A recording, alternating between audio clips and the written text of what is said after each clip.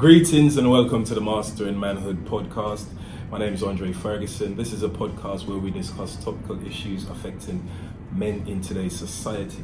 Today we have the awesome brother from Dope Black Dads, and we will be discussing his journey to creating Dope Black Dads and where he is now and the vision for taking Dope Black Dads forward. Welcome, brother. Thank you for having me. Very good to meet you. Absolutely. So talk to me. What was the inspiration behind creating Dope Black Dads? I love the name, by the way. Thank you. Yeah. It's internal speak. We understand what that means. Yeah. And I think the motivation was just it was very personal. I wanted to be surrounded by dads who had gone through similar experiences as me and understood what they wanted to become as fathers. And then I created a WhatsApp group, which was really just to say thank you and you inspire me. So it was just like a shout out in a group way, but it wasn't like a broadcast. It was more like I wanted to have a capsule to celebrate each other. Yeah. And then everybody was like, wow, like, thanks. Like, no one ever says this, like, thank you. Yeah. And then after a couple of days, people were like, so what are you guys doing around this? And then they would just like ask questions and kind of build out an understanding. And after about 2 months, we were like sharing real stories. Like right. People dealing with miscarriages, suicide, poverty, how they were raised, how they co-parent, cohabit, just like anything. Yeah. And I felt like this conversation needed to be in the public domain. I think it was an important conversation to be had. I think there was a lot to learn, not just as men, but obviously women as well, who were partnering us. And so we made a podcast, and then sort of 4 months later, we got Guardian coverage, but the Guardian coverage was more about my story on needing to change the narrative as a part of Dope Black Dads, and then it amplified into everything else. Right. And so just since then, we've just been growing from strength to strength. Our main focus is that we're a support group. It's a space, a digital space for men to say whatever they want. But we say whatever they want, but I suppose it's speak their truth in a safe space without judgment. Yeah. We don't accept anything other than the truth. So if you just want to yell ego and some like clever lines that you heard somewhere, or some naked women, or some anti-black LGBT Israeli comments, we just don't necessarily accept it. And so we often would reject those types of notions and ask you to come back again with your actual truth. What's the thing that you are struggling with that we can help with, whether it's information or a feeling. So that's what it's designed to do, and it's been going pretty well, to be honest. We're kind of pleased with the growth of it at the moment. 100%. I mean, I love the fact that you've stated there that you don't accept, negative narratives or negative undertones, because I find, especially with Master in Manhood and within mentoring in general, even within the schools, there's a lot of negativity. So it's we don't get this, or we don't get that, or that's not happening for us, or and my thing is always, okay, cool. So that's what right? So what's the next step? What are you gonna do about that?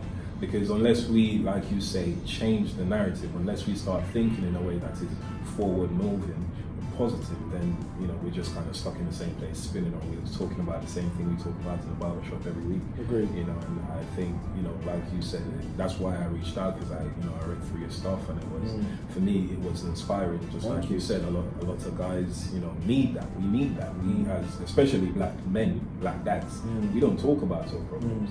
It's a taboo. I mean, definitely where I'm from, it's not something you do. Shut up and deal with it, sort of mentality. I think to be kind, and so I say within our own community, it's easy for me to say you can't be anti-women, anti-LGBT, and people understand that. What actually is a bigger problem is that we internalize a lot of negative things about ourselves, and that's harder because in your mind you have an ownership of someone being shot in the US, right, or resisting arrest, or even just existing in the US, or driving while black, just being black, and so. Or someone suffering from knife crime, or just general loss and aggression, people fighting, the world star kind of generation. We are so tuned into our own trauma that we often divert a lot of our energy into that space rather than what we do positively. So Stormzy will be celebrated for a weekend, but then we'll be mad at Danny Baker and Liam Neeson for a week. And so, for me, I don't want to celebrate our trauma in that way. I don't want to dive into it. I want to consciously react to a Liam Neeson, react to a Danny Baker, react to knife crime, but without internalizing it in a way where it's like that's our experience and it's happening. Like I'm not under siege in any way, shape, or form. And if we really want to put it to reality, it's like Danny Baker making that comment. We already have prepared ourselves to be called monkey and continue. We've been doing it for years. And if Liam Neeson actually did try to catch us in the middle of the night, we probably would knock him out. So 100%. If we're going to be really honest, like a lot of those dangers, we shouldn't have to want to knock him out. We shouldn't have to receive those things, and that's a separate thing. But the actual danger and risk to us in terms of survival isn't as dramatic as is pushed on us. And I think we internalize a lot of things, and that's not to say that's wrong. I'm saying that's a conscious choice 100%. To internalize your own trauma versus knowing that something's going to happen and reacting. So you know, the Jewish community can say someone's been anti-Semitic, the whole country's anti-Semitic, and they hate us, and I don't know if I feel safe here. Or they can be like, right, as soon as something happens, we're going to respond. Formally, 100%. In all the channels that we can formally responding, and I think we don't do the formal response very well as a community. Like I think I've seen more now this year than I probably have in a while. I mean, we can't say it's not improving. It's a lot better than it used to be. Oh yes, so like when I think BBC was trying to, well, in a negotiation with Dalton Adebayo on his show for Sunday in BBC London, there was a Change.org campaign that came off the back of it, and that's what it takes. It takes formal. Yes, let's be loud on social, but then let's formally respond to whatever it is that we're not happy with at the point of discretion, and then at the point of origin. Yes, and then I think we can get more progress. So I only ask you don't internalize it, not because I don't think you should care. I think you'd have to protect yourself because there's so much of it. And I think nobody can withstand that level of constant reviewing of your own existence, or constantly like being under the trenches of how you feel about your own lived experience. I think you some points need to take a break and just be rational, and then there's points where you can go back in and say, actually I'm going to be involved in the front line in this, but then today I don't feel good, so I'm going to take a step back, and I'm just going to write a letter and add it to the letter. I'm going to sign a petition and pass it off and then park it because I need to continue to survive. So that's kind of where I'm at with it at the moment, is just being logical and productive or efficient in terms of how we respond rather than internalizing it. But I definitely I care probably too much.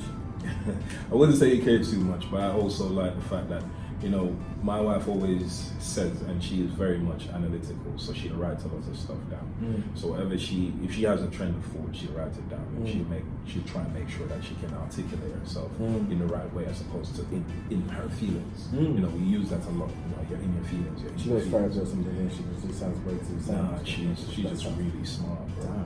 She's just, I hit the jackpot with that one. She's really, really smart. She's highly intelligent. She thinks a lot. You know, so we'll be in something and she'll just be quiet, and she's just processing everything, and then she'll respond because she's worked out everything and she responds in the correct way. So without anger, without this, without that.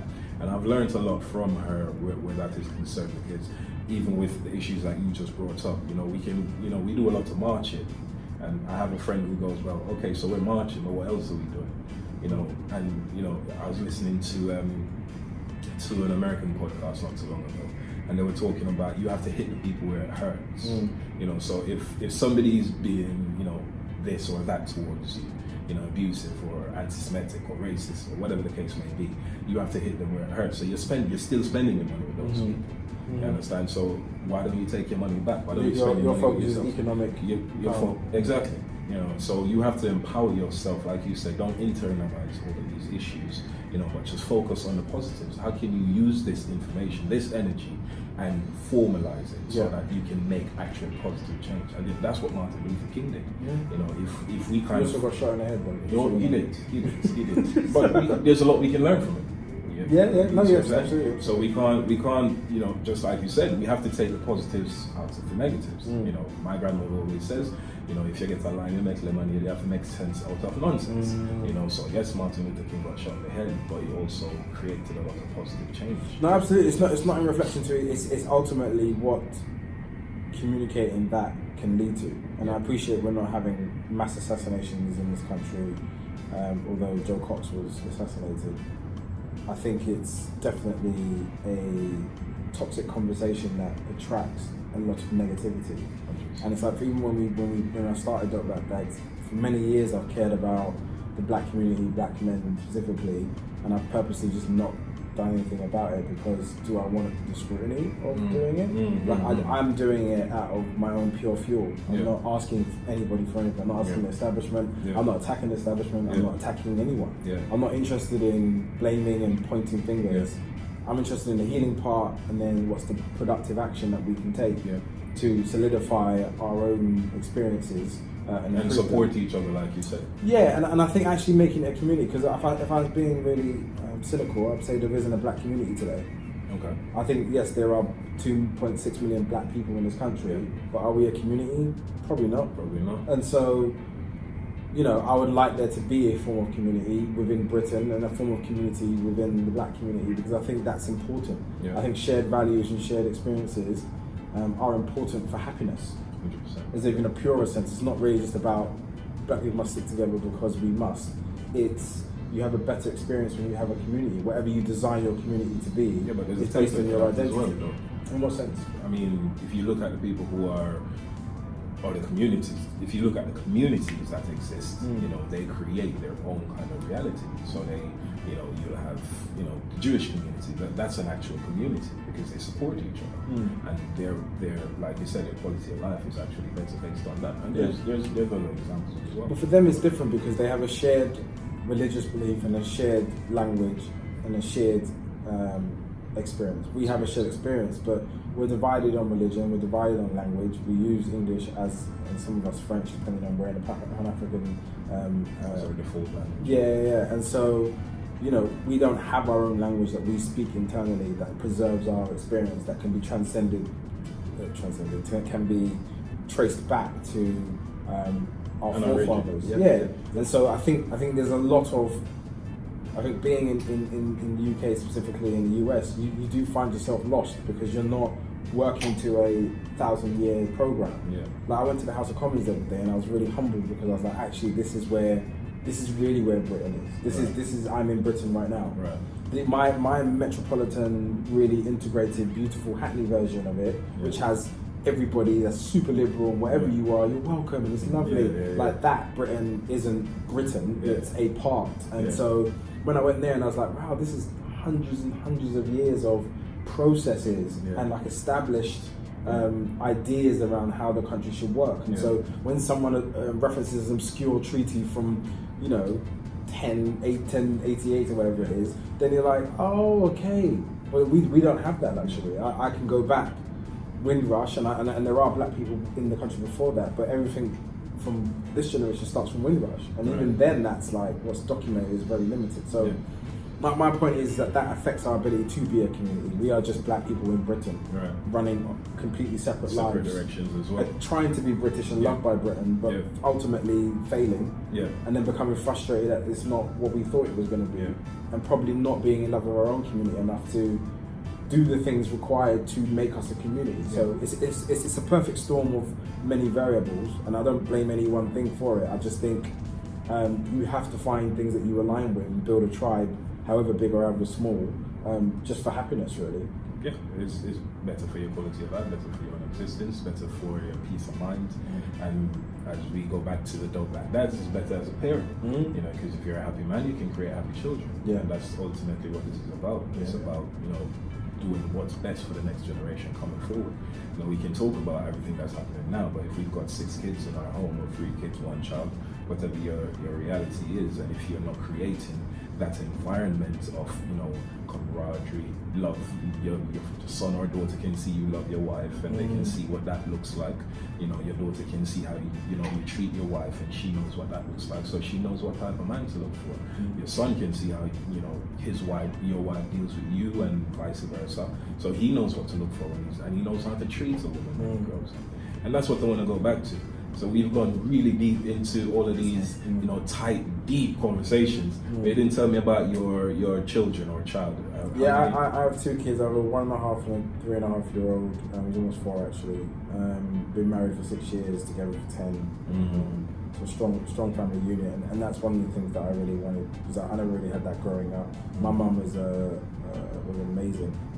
and she's probably the blueprint for many of my field. So from that point of view, I had everything I ever needed, but when in the sense of having a male energy or a second person to assist with the raising of us, that didn't exist. So I'm operating raising my family basically from ideas that I've gathered over the years, rather than almost like a subconscious being. I'm thinking, how do I do this? And am I being too present, not present enough? Am I playing too much? Should we be reading now? And I'm doing all this because I just didn't know what it should be. But it's the most fun I've ever had consciously as an adult.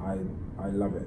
Yeah, literally the best thing in the world. I always say to people, being a parent is the best job in the world. It will test every single fiber you have, and it will tell you who you are. Yeah. It will highlight all of your limitations, but when you see your child make developments, you cannot beat that. There's nothing out there that can beat that, and that's in your home that you can enjoy to yourself in your own time. I thrive to go home. I'm desperate to go home pretty much all the time. So that's a beautiful thing, because I have a lot of friends who hate going home.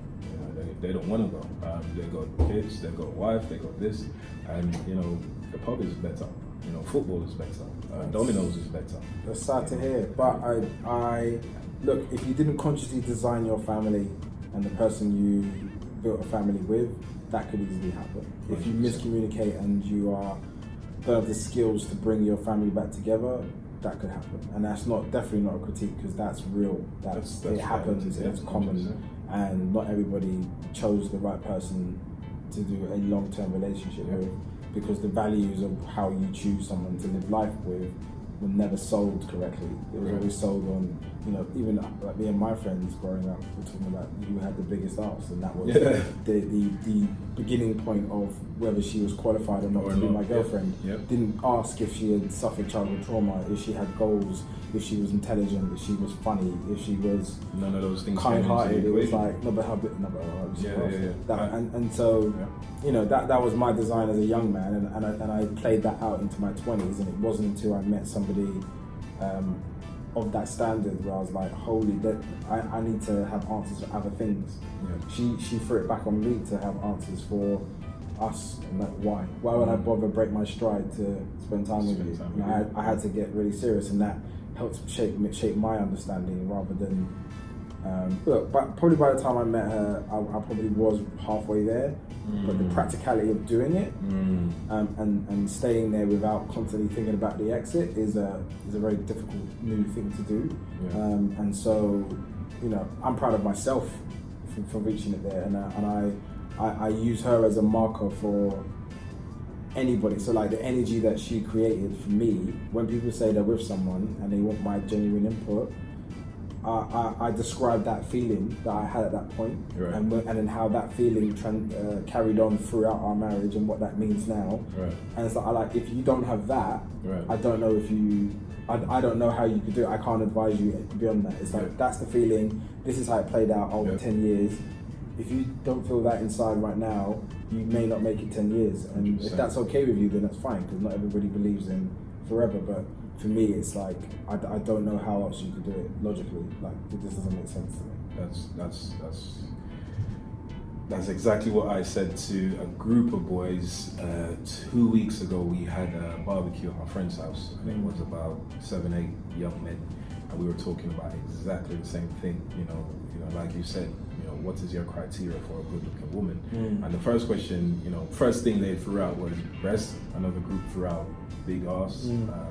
And I made a joke. I said, if you can see the ass from when she's walking towards you, then that's a big ass. And they, everybody kind of cracked up. But then I kind of broke it down exactly like, similar to what you said. You have to have a bigger criteria, because that figure will change. Their looks will change. And if you're looking for the long term, then you have to be a little bit more. There has to be more to what you're looking for than just that. And it's exactly the same in my relationship. Like yourself, I grew up with 7 uncles. They all told me one thing: the more women you have, the better. And, you know, obviously I carried that out like yourself through into my 20s, even into my 30s. I only got married last year, but I had changed my mindset long before I got married. And, you know, now that I've got married, I've seen the beauty, and I said to one of my uncles the other day, you guys raised me wrong. You raised me 100% wrong, but not to blame them, because it's not like they said, this is what you have to do. But their kind of lifestyle is what colored my view of what the world looks like and what a man should be, what a real man, what a good man, what a strong man is. And it was, you know, have as many women, as many children. And I actually did that. I've got 3 children, different mothers. And it's a struggle. It's a struggle to just, you know, parent them properly, you know, because we have different ideas, you know, and you know, even with my 16-year-old, it's very much, you know, no, this is what you need to do based on blah, blah, blah, blah, blah. And I have to kind of create a kind of environment for her to feel comfortable coming to me with certain things. Because when I say the book is black, she might go home and somebody else says the book is blue, because it's a different, you know what I mean, understanding. And now that I'm married and we don't have any children in my married home, but you know, now I can say, right, this is exactly what it's going to be like, and it's something me and my wife discuss all the time. How are we going to raise the children? What kind of school are they going to go to? You understand what I'm saying? So Absolutely. it's vitally important that we kind of set that foundation so that we can go forward as dads, you know, creating the right environment for our children. Okay. Final question, my brother, because I know you have to go soon. I'm actually alright. I got 25 minutes. You got 25 minutes? Yeah. I'm here for 25 minutes. Fantastic. But, you know, I just wanted you to tell me a little bit more about Dope Black Dads. So what are some of the things you guys do? Is there somewhere do you have events and stuff like that? Yeah, so our main core work is supporting and building spaces. So we built Dope Black Dads. We have a London group, we have a Midlands group, we have a West Country group, we have a North of England group, we have a US group which is mainly focused on New York, but there are some people from other states in there. And then we have a South Africa group, which is actually pretty big, it's our second biggest group. And what's interesting is the dad experience in each of those regions is very different. So the New York group, there's a lot of highly skilled, mid to senior management people in there who are advanced in their careers. So the black experience in New York is very different. There's a lot more empowerment, there's a lot more nationally people who are black, and so they've gone through generations of financial empowerment. They're just a bit further down the line than they are in London. And then South Africa is the country's majority black, and it's black run. And so having people who are all up and down in terms of government and business actually running a country, they have a completely different set of problems and a certain level of pride that potentially doesn't exist in other spaces. So, and in London even, so obviously there's a lot more affluence in London than there is in other parts of the UK, and that also plays out in terms of socio-economically how different dads have different challenges and what their goals are. And so what I realised is that there isn't a one-size framework for black men. Like it's about listening and curating solutions for particular groups. And the good thing is now we have an informal network. So we started a skills audit where we asked all the dads to fill in this form. They fill in this form, it basically highlights what you do. And what you do puts you into a particular category. And so if people need support in law or creative or need a job, we can ask a group of people and say, look, do you know of anyone? So it's just kind of helping those who are trying to get their foot in or increase whatever they're doing, value what they're doing, and connecting people in different parts of the world, because I think that's ultimately important. So we've also got Dope Black Mums, which my wife runs, and they started podcasting also, so we've changed our name of our podcast to the Dope Black Podcast Network, and that's about telling all of our stories. So there's Dope Black Dads, and there's all the regions. There's Dope Black Mums, and then there's Dope Black Women who have started. They started about 2 months ago, and they're just building their community at this point and just finding out who they are and what they want to achieve. We don't have any input in any of those things. It's just, here's the framework, go build a space for yourself, design it in a way that makes sense for you guys, and they're doing that. And then what we just do is check in to make sure that all the things that we're learning from being 8 to 10 months down the line, further down the line, is implemented in their spaces. So the rules that we have for communication, how we're talking about ourselves, how we answer questions from the community, because sometimes people might be like, why do you have a black dads group? We'll just explain the benefits, the uniqueness, how it's personal. And I think one of the best things is that because it's done with purity, we never find ourselves in trouble in answering that. And so yeah, for us it's about having a global support network. The projects that run off the side of it are amazing, and they're all just value adds. If they happen, they happen. If they don't, they don't. Yeah. And so there are some things in TV production land. We had our podcast on the BBC Network.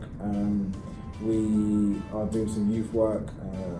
We're doing some adult work as well. We have a series of events. We have a family day where we invite all families from all walks of lives into a space. I think that's super important to spend informal time with each other and our families as well, not just as men. We have the MGMs, which is the monthly general meetings, which dads from all over your region will come together.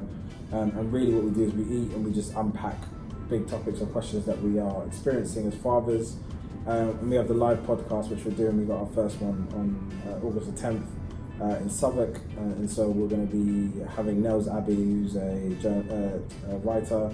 We have Emma DeBeery, we have Sean Bailey, who's the mayoral candidate for the Conservative Party, the three main podcast hosts, Nadine White, who's the Huffington Post editor. She's like the voice and sound of black news. She covers everything. So we've got a really good group of panelists, and our job is to unpack a couple of really big topics, which we'll probably announce in the next couple of days. So as a platform, I'm very happy with the work we're doing. Our main focus right now is collecting more fathers. We need to find them from all walks of life, the ones that are not particularly WhatsApp savvy or Facebook savvy, bring them into the centre space and get them comfortable to start sharing and ultimately start healing. 100%. Sign me up, mate. Yeah, you should be in. I don't know why you're not in already. I don't know either. We'll figure that out. But it was a pleasure, man. Thank you so much for having me. Thank you. And I really hope we can work together moving forward. Absolutely. I think there's a few things we can do together. And it's been a blessing, bro. You too, man. Thanks for coming through. Thank you, man. So again, thank you so much for joining us today. I hope it's been a blessing to you. It's been a blessing to me. Remember to like, subscribe, and share this video. Don't forget to click the notification bell. And until next time, blessed love.